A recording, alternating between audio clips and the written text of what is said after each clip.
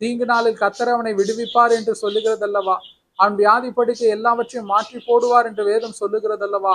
பூமியிலே அவன் பாக்கியவானா இருப்பான் என்று வேதம் சொல்லுகிறதல்லவா. அப்படியே செய்வான். யார் சிறுமைப்பட்டவன்? சிறுமைப்பட்டவர்களுக்கு செய்கிற என்ன காரியமா இருந்தாலும் சரி, ஆவிக்குரிய விதத்திலே அவர்கள் சுவிசேஷத்தை கர்த்தரை குறித்து அறியாமல் ஆவிக்குரிய விதத்திலே அவர்கள் சிறுமைப்பட்டவர்களாய் இருந்தவர்களுக்கு நீங்கள் சுவிசேஷத்தை சொல்லியிருக்கிறீர்கள்.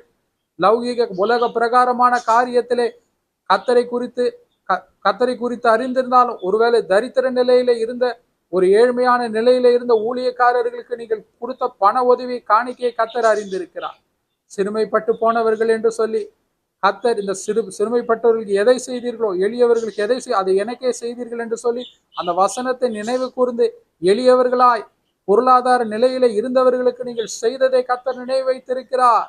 அதை அப்படியே அவர் உங்களுக்கு, நீங்கள் கஷ்டத்தின் நெருக்கத்தின் காலத்தில் இருக்கும் போது உங்களை கைவிடாமல் தூக்கி எடுப்பார். மீண்டுமாய் உங்களை சுகத்தோடும் ஆரோக்கியத்தோடும் நீடிய ஆயுளை கொடுத்து பூர்ணப்படுத்தி வைப்பார். எந்த காரியம் உங்களை நெருக்கிறதோ அந்த நெருக்கத்திலே ஒரு விலைக்கு ஒரு விசாலத்தை உண்டு பண்ணுவார். சரிங்களா? சரி, ஜெபிக்கலாம். அன்பான தேவனே, இந்த நேரத்திற்காய் நன்றி அப்பா.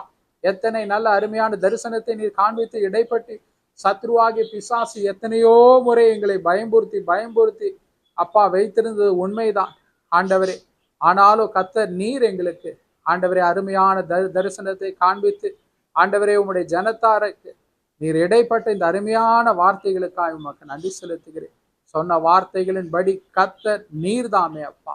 ஆண்டவரே தேவரே, அவர்களுக்கு இருதயம் மகிழும்படிக்கு களி கூறும்படிக்கு உம்முடைய பரிசுத்த நாமத்தையே அவர்கள் நம்பினபடியினால் ஆண்டவரை நீர் செய்யும்படிக்காய் செபி. எல்லா மகிமையும் புகழும் கனமும் கர்த்தராகிய தேவனுக்கு, பிதாவாகிய யெகோவா தேவனுக்கு, இரட்சகராகிய இயேசு கிறிஸ்துவுக்கு, தேற்றோனாகிய பரிசுத்த ஆவியானவருக்கே செலுத்துகிறேன். இயேசுவின் மூலம் பிதாவே, ஆமென்.